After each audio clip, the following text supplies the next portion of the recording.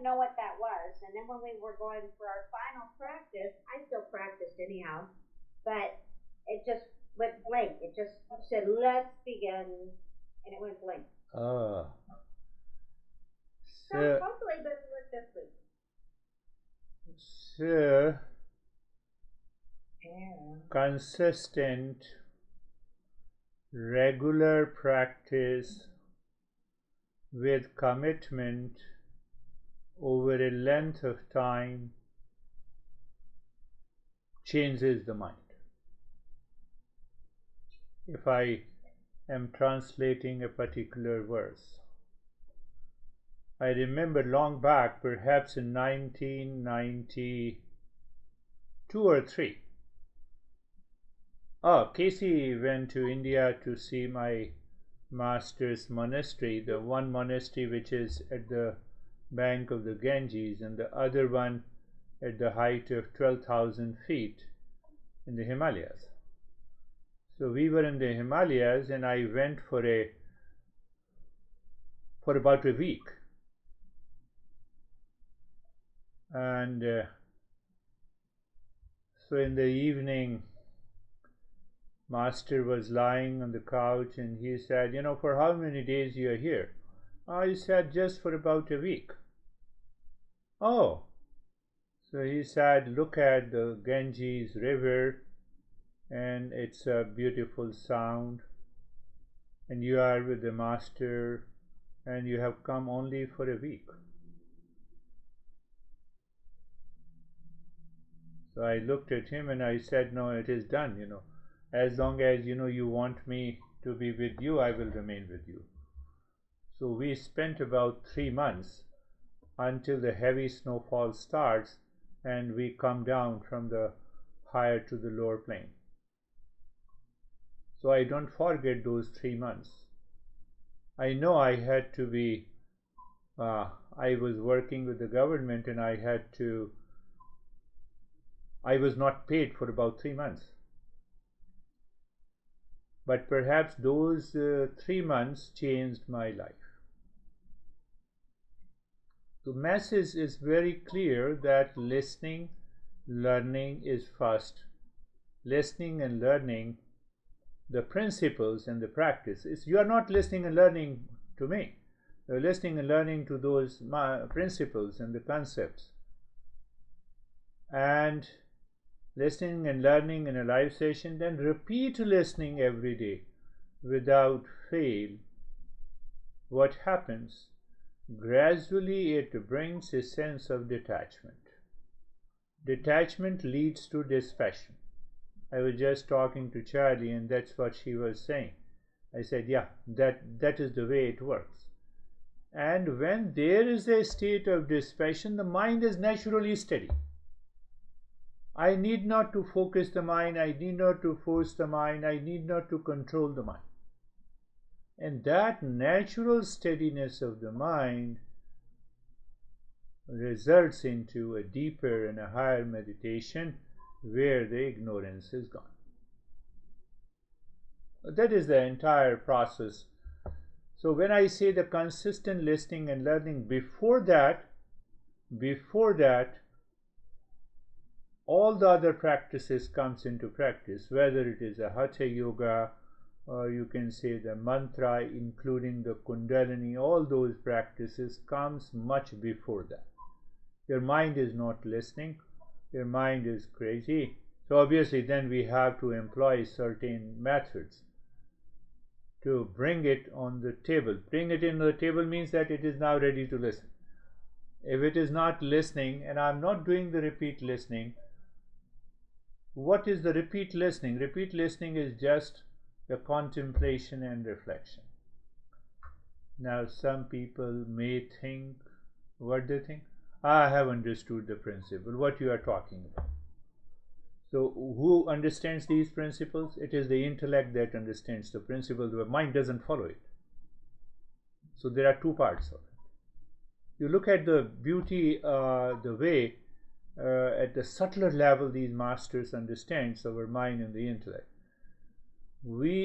An average intellect, my friends, average intellect, I'm talking of the human race. not talking of other living species. Average intellect, who has an average intellect, can understand anything in the world.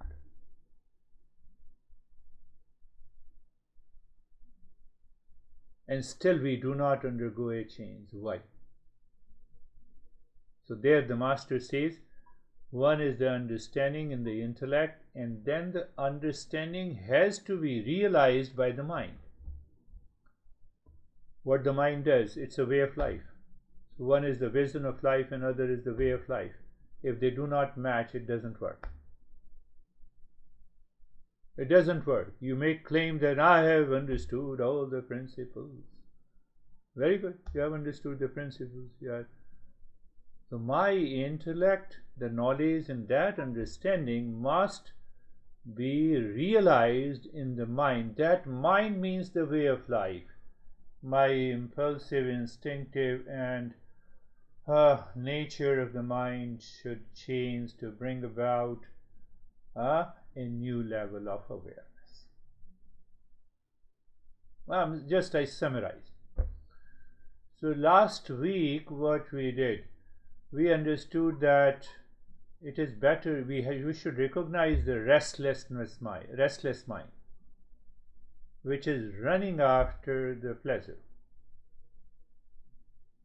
And that is just the outermost layer of the mind. Now you see that you compare.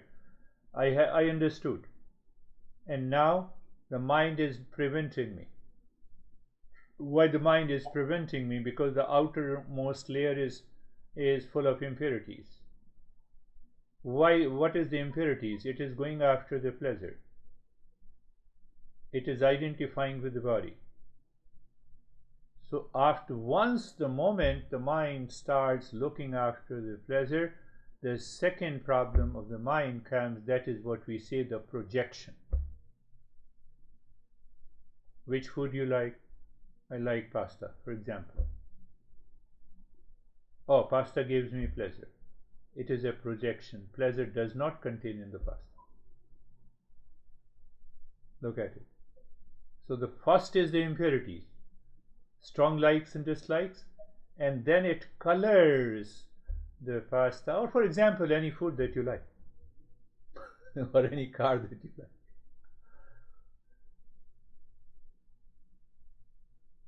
And the third, why it happens, it happens because of the ignorance. What is ignorance? It is a false notion. So the these three factors which I discussed covers the gift of the real self offered to all of us by the existence. I'm reminding you that somebody sends you the gift. So normally we have 3 layers, and the gift may be very small. So there is a small box, and then there is a big box, and then there is a wrapping. Same thing, we have a real self. The outermost layer is the impurity, second layer is the projection, and third is the ignorance. Behind that there is a real self. Can you tell me that gift is ever polluted by these 3 layers of the boxes? No. We are very careful. So existence is very careful that our real self can never suffer from any stress, anxiety, duality, and a conflict. It is all because of these 3 layers.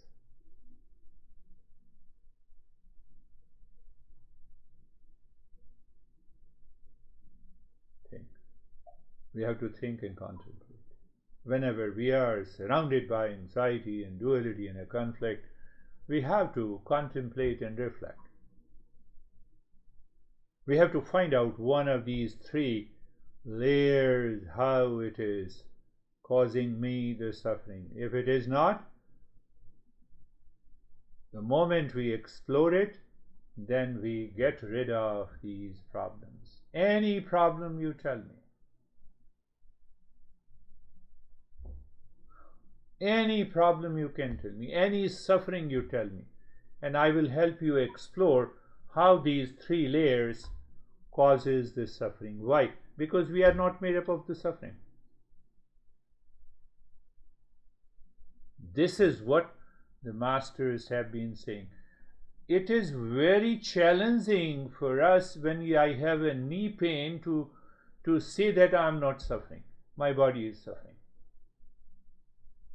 Intellect may remind you, but the mind says, no, you are suffering.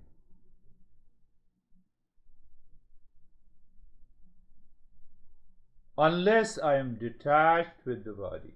Intellect may say that I don't identify with the body.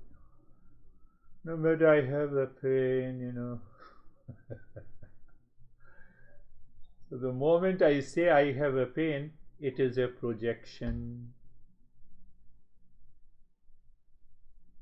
So to summarize, we have to uncover that real self.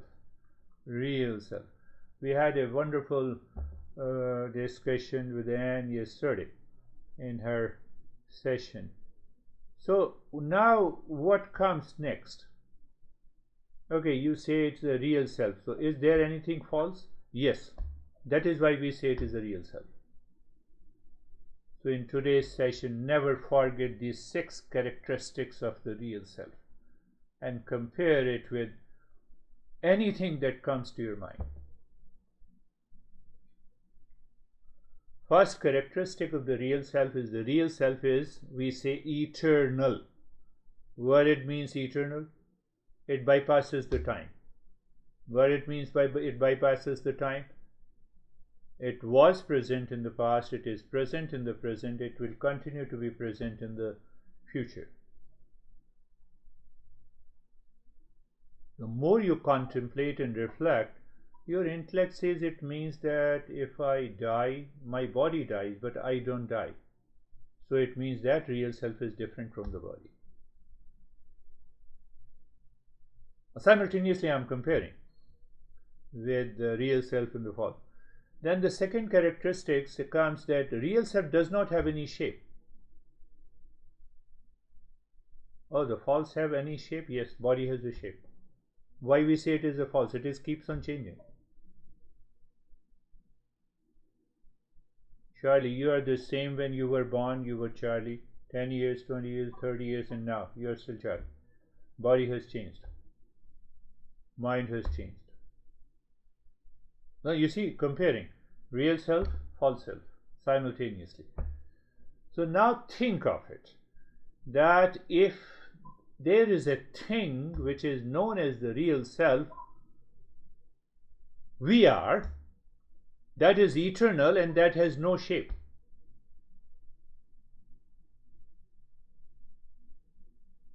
What is the third characteristic?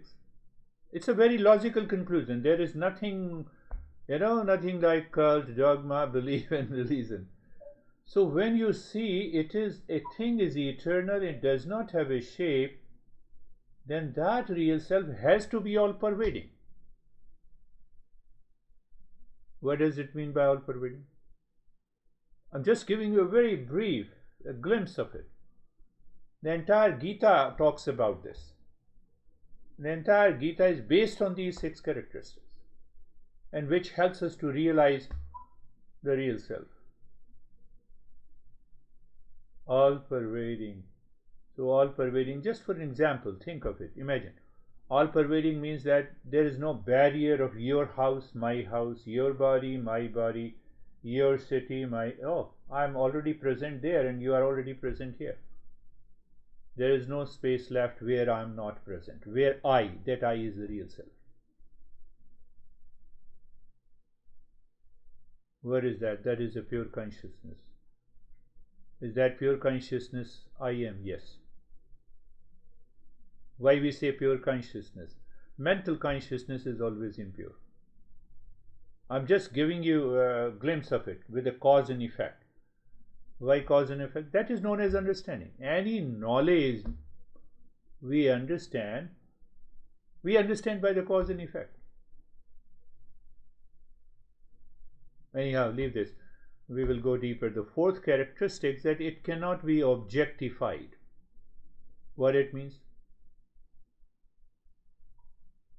I see the mouse.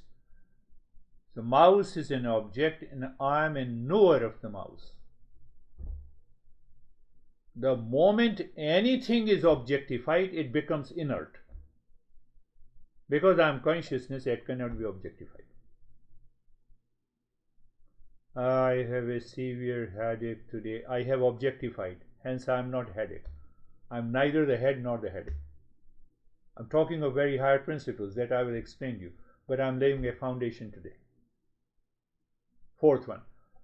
And hence, because it is all pervading, it cannot be objectified, it is eternal, therefore it cannot be the doer and the enjoyer. So I am not a listener. Yes, you are not a listener. How can you say I am not a listener? Who is listening? Your ears and the mind. Can you trace who is this I behind your eye, behind your ears and the mind? So we say there is an I thought in the intellect that becomes the listener. It is an I thought.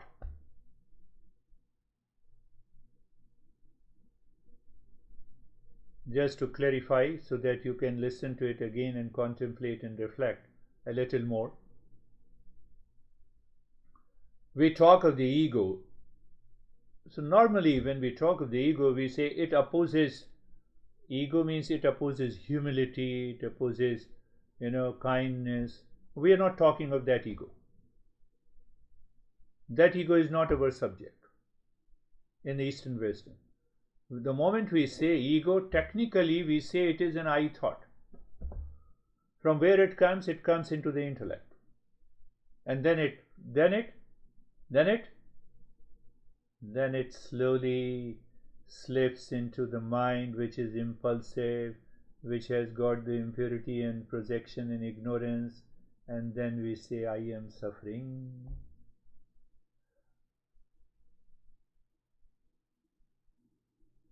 So that I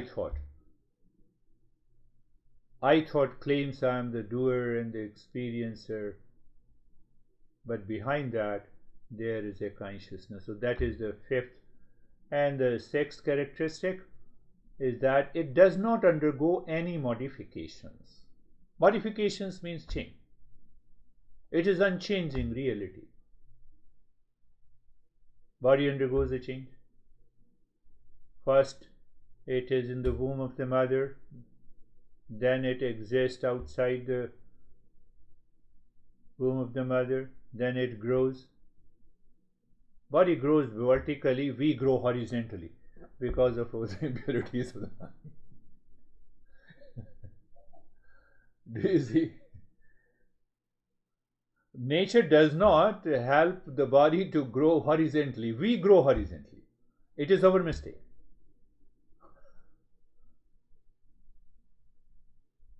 Did you understand? No, we grow our excess fat, etc., etc. Then, after certain time, it stops growing vertically. Then it grows, it aging, old age, dies. Real self never dies. So these are the six characteristics. At the same time, I compared a bit. I just gave you the glimpse of the false self and the real self. What is the goal? To find the real self. Why to find the real self? Because the real self brings an end to the suffering. One, and then that real self is of the nature of permanent peace, happiness, love, truth, and wisdom. What that state is known as? That state is known as nirvana and awakening. Oh, so once I reach there, then I will never have a suffering. Answer is yes. Who says? Every master says. They define in a different way. You bring an end to the cycle of birth and death. Because of the modifications, because of the ignorance, I undergo the cycle of birth and death, and hence Buddha says you bring an end to the suffering. That is why it says nirvana. We say moksha or kaivalya, different word. What is that? We simply uncover. We remove all the three layers of the gift offered to us by the existence. Very good. I have understood. What is next? So, what is next? So, the first principle that we have covered maybe 2 or 3 weeks before. So, this is the understanding that there is a non dual real self, pure consciousness, veiled by or covered by these 3 layers, which we say impurity, projection or distraction, you can use the word, and ignorance. So ignore that is. The second verse that we went to, that Master says that ignorance can only be removed by knowledge. Just giving an example, you need to contemplate on that. For example, I want to know your name.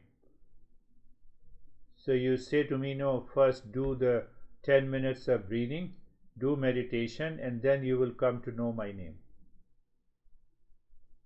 By action, I cannot remove ignorance. Ignorance can only be removed by knowledge. That is the third layer, the innermost layer. Other 2 layers, what is known as projection and impurities. 80% we need a knowledge, 20% we need a practice. I need an understanding how it is projected.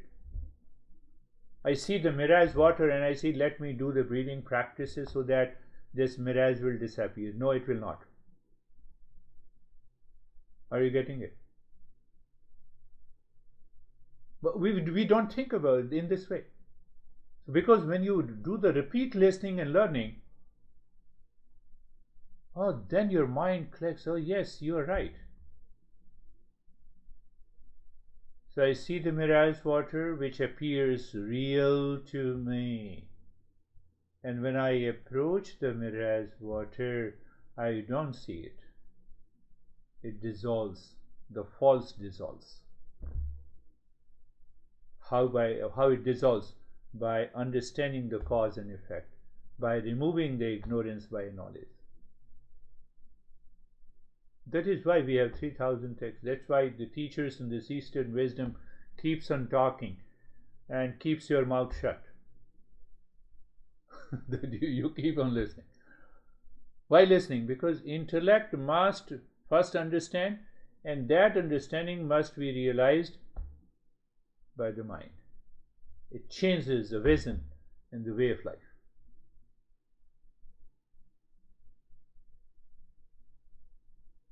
That is the second verse from this text. And the third verse,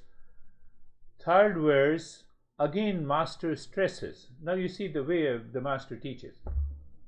The same teaching, same method of the teaching is present in Yoga Sutra and other texts.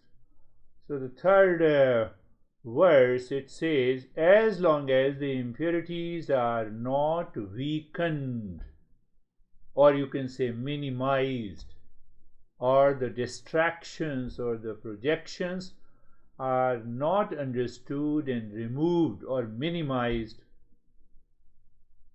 there is no chance. There is no chance of succeeding in meditation. No, but I can sit in meditation for an hour. Yeah, half the time mind is distracted. Another 1/3 of the time your mind is sleeping, because it is carried away by the so many thoughts. It doesn't work. That's why many people say, I've been doing the practice of meditation for 20 years. Result? Lot of distractions. 80% knowledge, 20% practice. Impurities must be weakened. Correct my English, you all are English speaking, original English speaking people. So you can correct it. At least I can convey the message so you can understand. So the master is saying, as long as these impurities are not weakened. What are those impurities? There are 6 in number. We will talk later. You see the stepwise understanding. We are simply, at present we are talking of the impurities, and then we will understand cause and effect. What do you talk of the impurities? We'll talk about. There are 6 impurities. Again, the 6 has subtitles, the subgroups, one of which is I thought. One of which is I thought. That we will talk. What is the principle? Simple principle. I have to reduce the mental impurities to arouse the interest. Then only your mind arouses the interest. Oh, I have to go after this self-discovery. Then you don't leave the practice on a single day. Come what may. Your commitment comes. So you see that minimizing the impurities, sincerity and commitment takes place. If you don't minimize the impurities, your intellect says, no, I am committed. I have understood. Don't tell me to repeat it. Don't tell me to repeat it. Don't tell me to repeat it. Who is saying this? I thought. That itself is the impurity. Are you getting it? Very subtle, but not very subtle, so that you see that? That is the basic problem. That is why the master says, please listen and learn. Satasangatve nisasangatvam. Satasang. We use the word discourse. So difference, last point, I have talked enough. So there's a difference between a discourse and the preaching. You go to the religious gathering, they preach, don't do violence, be kind. They don't tell you why. But Eastern wisdom says, no, we will tell you why. If you are kind to others, you are helping yourself. You are not helping anyone. Be very clear. You are helping yourself. How? We will talk about it. We'll understand that. I've been very kind to others, and I am still suffering. Many people say, why you are suffering? Because that I thought created the kindness and covered your personality with the kindness.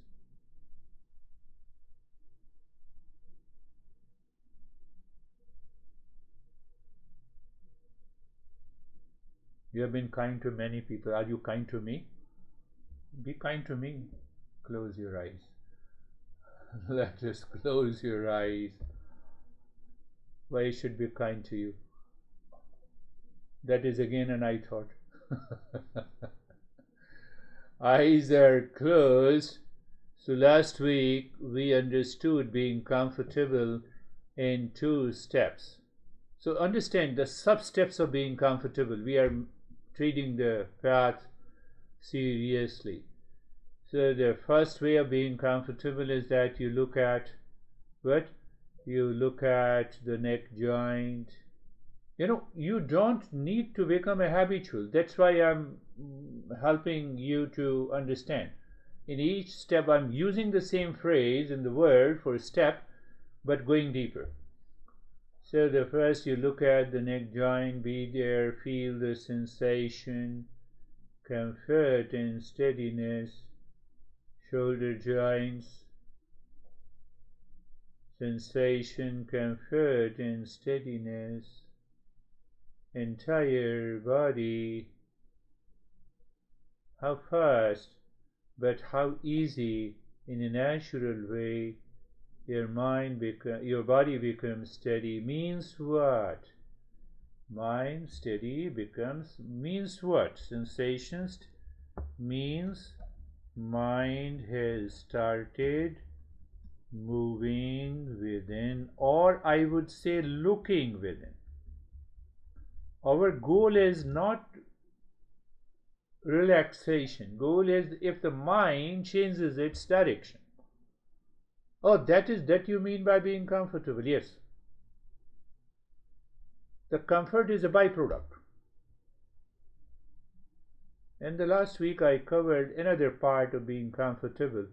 So when you look inside the body, what do you see? Look inside the body is the space. What is space? Space is the emptiness. What is this emptiness? It is a projected emptiness by the impure mind. But even if it is a projected emptiness by the impure mind, is better than distraction. Then we will go deeper. So it means now the thoughts are still coming, no issue. We will go to the second step. Second step is being carefree. Second step is being carefree. Thoughts are coming and going. Very good. Let it come and go. What exactly we are doing when we say thought is coming and going?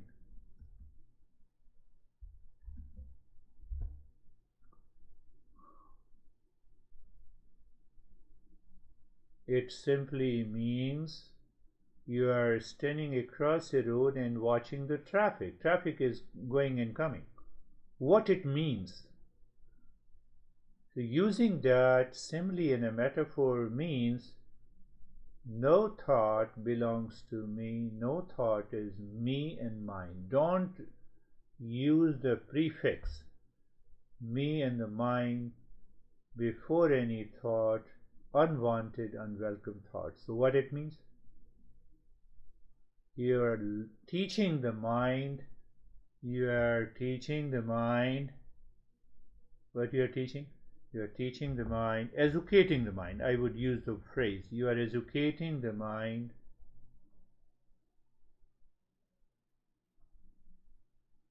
Can you make it? You are educating the mind what exactly is detachment. You should experience, live into that state. If you don't live into that state, there is no use of these practices at all, my friend. Pay attention. Any thought comes to your mind, which you have branded as a craziest thought, good, best thought, a high thought, loftiest thought. No, I am separate. The way I am separate from the BMW and Mercedes and the car I own.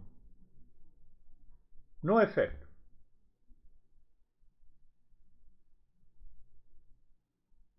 Understood. Yes, I understood. Now, this doesn't happen so easily. So what should we do? So we say, okay, lot of thoughts are still coming. So what I will do? I will use the mantra. Unwanted thoughts are coming. Say for example, now I have a stress, and you say asatoma satgamaya. Again the mind goes with the stress, and I have lot of problem with you, asatoma satgamaya. It is not that you are repeating during the practice. Whenever unwanted thought comes, and you replace it with the mantra. So we are using the mantra Asato ma satgamaya. Asato ma satgamaya. Asato. So first we recite, that is the way. We should not recite this mantra like a rap song. That is also very clear in our tradition. We'll talk about that later. So I recite it, then I, intellect, is thinking about the meaning. Lead me from the false to the real. We have already discussed what is false self and what is real self. And then we come to the knowledge. Pick up any characteristics of the real self. Pick up the last one. Anything that is changing is false. My body is changing? Yes. Mind is changing, yes. Intellect is changing, yes. I thought is changing, yes. Outer situation changing, yes. That is not me. By repetition, by reflection, the mind starts minimizing its what? Impurities. Let us do the second one. Tamaso ma jyotirgamaya. Tamaso ma jyotirgamaya. Lead us from ignorance to wisdom. What is ignorance? Is the misunderstanding, the false notion, the ideas that is stored in the mind, being repeated again and again. And what is that knowledge? This knowledge of the real self does not have any anxiety, duality, conflict. Then why I am having it? You have a right answer, because of the impurity, projection, and ignorance. Oh, so I need to work on that. Yes. Mrityorama amritangamaya. Mrityorama amritangamaya. So I translate that for sake of easy understanding. Freedom for the mind to freedom from the mind. My mind says I like pasta, for example, so that is, and I always give pasta whenever mind demands. This means freedom for the mind. And what is freedom from the mind? I bring in the intellect, I reflect on it. What the heck, why you are seeking all the time? Are you hungry? No. But I want pasta. Mind is saying. Intellect says no. At least it puts the element of no without any resistance. Did you understand the meaning of the mantra? That how the mantra can be applied. So I will be talking about all these steps would be same, but I'll change the entire perspective of it so that you'll have a deeper understanding of it. So we have done this. So now still the mind, you see that we don't see the real self. Why? 3 layers. So we are mindful. So what we should do? We will follow another step to purify the mind. And one of the good ways, one of the ways is purify the mind is to breathe. But now that in that breathing, what we do? So look inside the forehead, in the space, and start breathing into the chest through the nostrils. There should be an expansion and contraction of the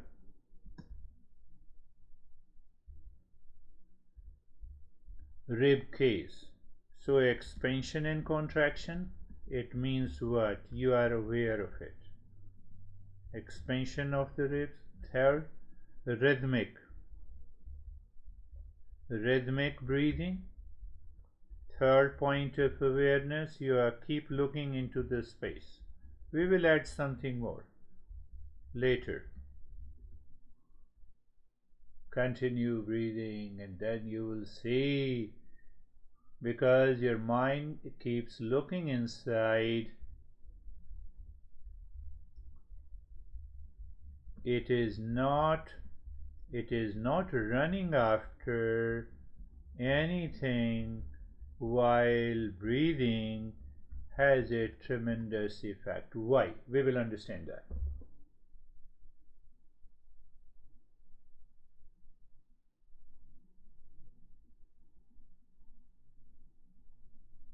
The mind says, no, I cannot do it for a longer period, so it means resistance. And there you have to endure it. As long as I'm saying, you keep on doing it. So endurance results into acceptance. There the habit of the mind changes. That is what we need to understand. This is the first understanding of this short and the quick breathing. And now stop this. Stop the breathing, do nothing. Experience any resistance. Recognize the changes, the resistance, feeling good or otherwise factor. No issue.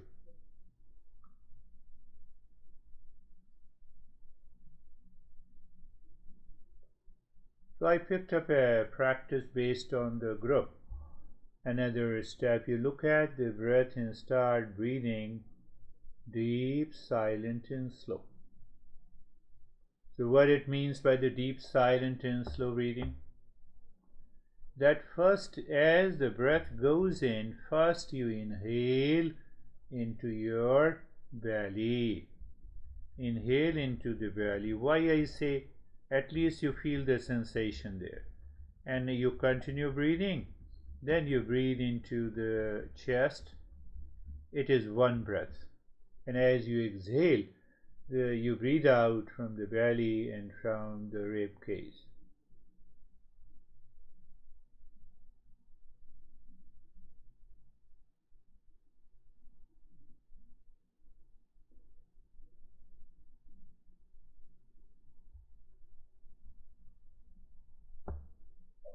So when you find the breath is rhythmic, now you have to understand, you have to contemplate and reflect what we are doing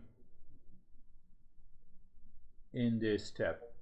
So now what we see, that mind is looking within on the deep, silent and slow breathing.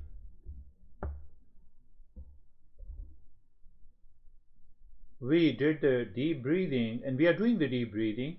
As you inhale, you start dropping Shanto Hum 3 times on the inhalation and 3 times Shanto Hum on the exhalation. What it means? Your breath is going in. The moment it goes in, you are saying Shanto Hum, Shanto Hum, Shanto Hum. Inhalation is complete. During exhalation, depending on your rate and the rhythm of the breath. Don't worry, because if I have done it slower, you can adjust the rhythm. So adjusting that is very important. During exhalation, you are dropping Shanto Hum 3 times.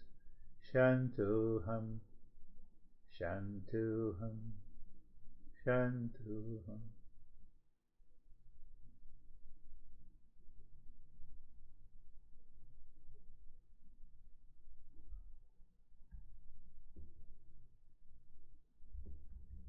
We are raising our awareness to go beyond projection and the impurity. Oh, you are still doing the same thing, yes.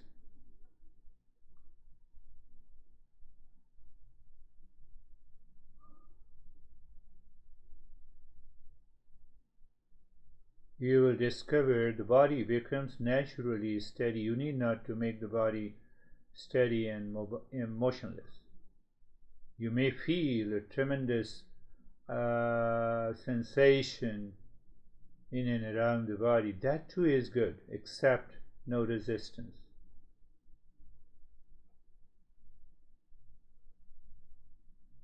Well, this is just the beginning of a series, so we will understand this. This meditation will become yours practice. That is my goal. And now what you have to do, you have to drop the breath rate and rhythm is the same, but you drop Shanto Hum 2 times.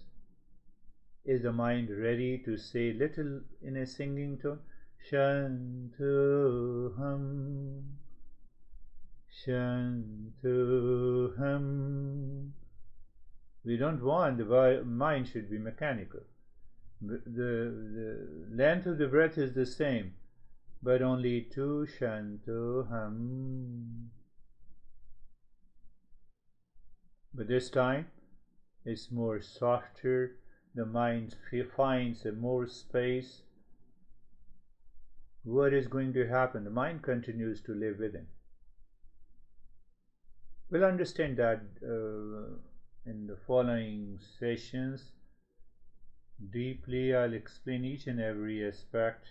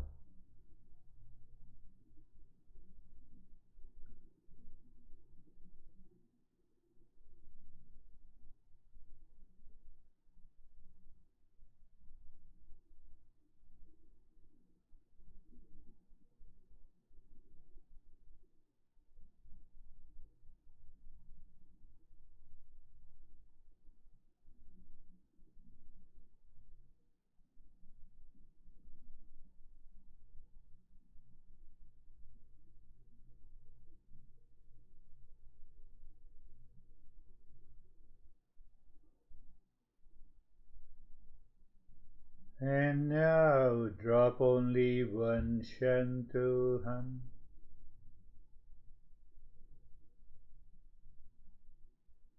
One Shantuham, but the breath remains the same.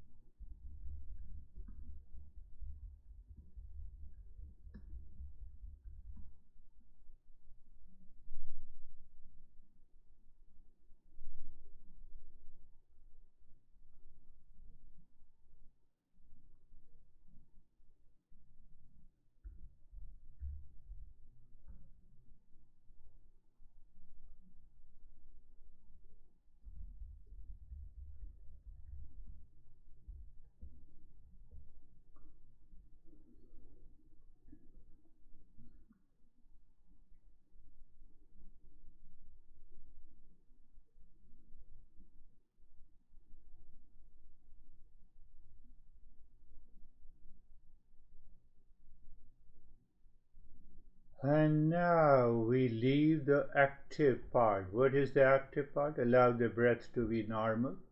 Drop the deep, silent, slow breath. Watch the breath is going in and out on its own. And on that breath which is going in, just drop Shantuham as it goes in, as it comes out. Shantuham. So now you see that we have left doing the practice. It's a casual dropping, just an awareness of Shantuham. Shantuham means I am the peace.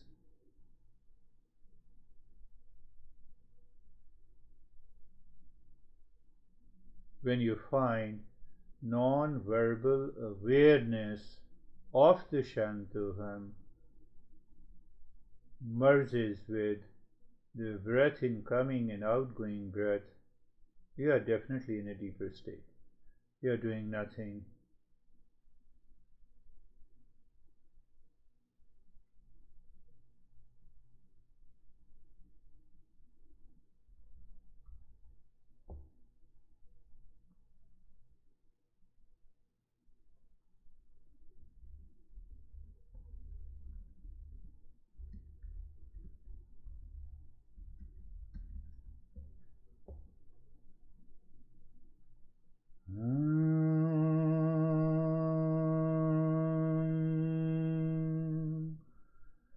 Shanti, Shanti, Shanti. Om.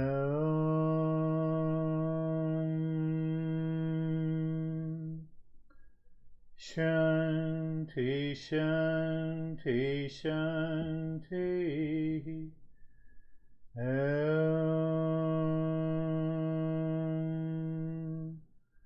Shanti, Shanti, Shanti. Bring your mind on the right hand, your mind on the left hand. Lift your both the palms, place it on your eyes. Open the eyes inside the palms. Know your experiences. Bring the hands down. We'll share our experiences. And if you have any questions, so bring. So, how are you, Anne?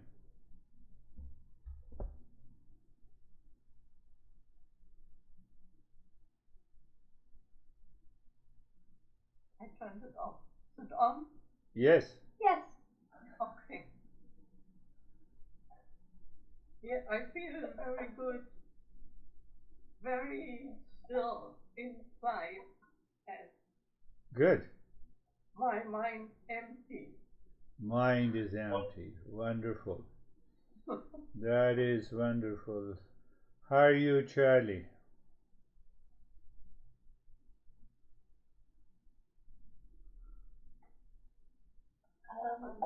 I'm good. I had a very busy mind. My mind was um, not wanting to let go, so I just kept letting go, kept letting go. Yes, yes, yes. So you have to listen again and again. I told you, I just used the phrase. Before any thought, if you added the me and the mind, that does not want to leave. It's my thought, it's an I thought, it's a mind thought, but otherwise every thought is independent.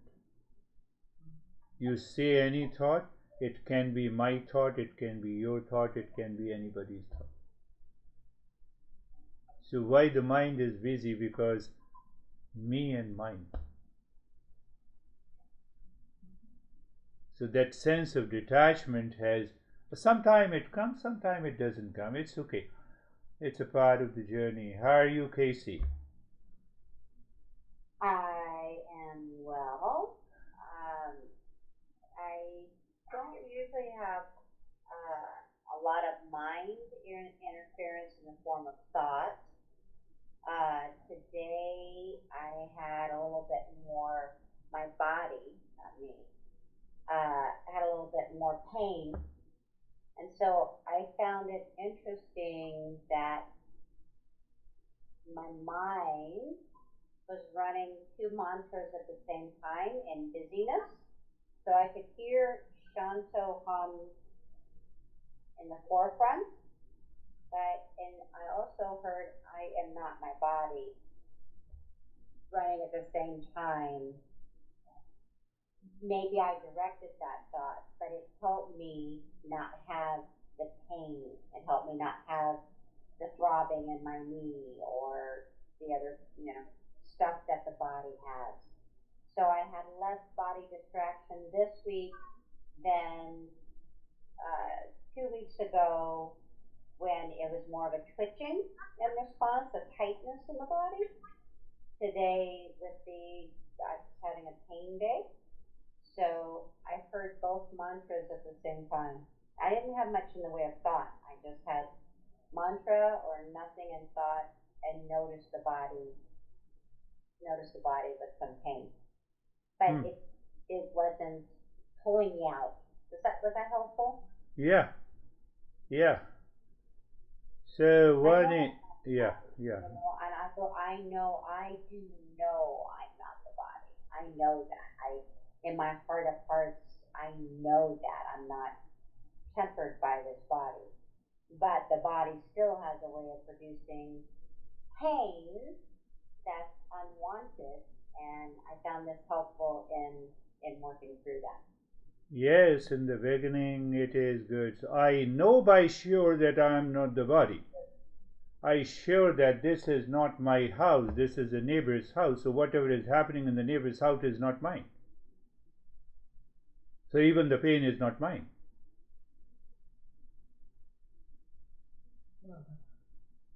Even the pain is not mine. Thank you. So that we will go slowly to that level. One is clear, the intellectual understanding is clear that I am not the body, but the body is still producing the pain. This is not my neighbor's house, but the neighbor, I still have a lot of problem with this house. So there is some attachment still goes on. But in the beginning, yeah, it helps. And gradually we will move into a little deeper, not only the practice, but also the understanding. And there comes the three bodies principle. How are you meet? I felt I really allowed myself to go on that whole journey of breathing. That I've kind of held it in my head in a certain way before, but I allowed all that sequencing of sound and breathing to really bring me home. Good. Bringing you back to the home. That's a good thought and good understanding. So remain at home this week, and we will meet again next week. Thank you very much.